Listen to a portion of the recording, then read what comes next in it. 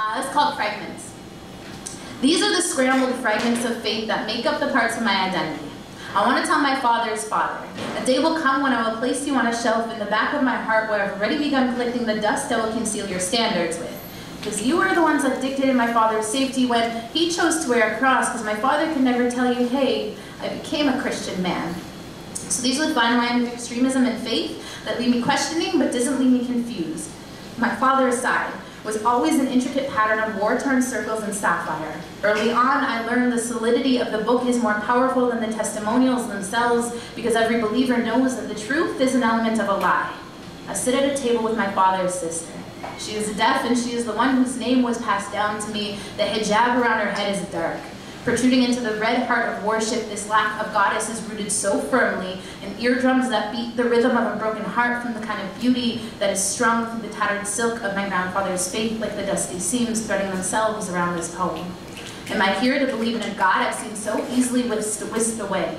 See that fragile, like the cotton in my aunt's house robe. In Egypt, there is a man on the street for every woman. Her identity hides behind the ruling of his hand in a headscarf.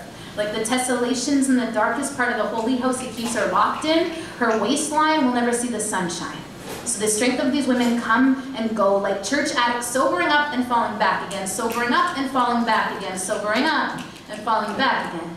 In Egypt, there are these rooms that are the most sacred in the world, where the smooth curved roofs are like intricate paintings of the earth shaking hands with the sky.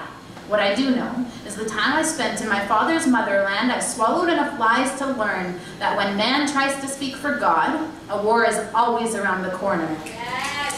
Heaving between the two pinnacles of my clavicle is a place more peaceful than the Nile at 4 a.m. I want to tell my father, I've crisscrossed the world of believing a million times, and I've not yet moved out of this pew.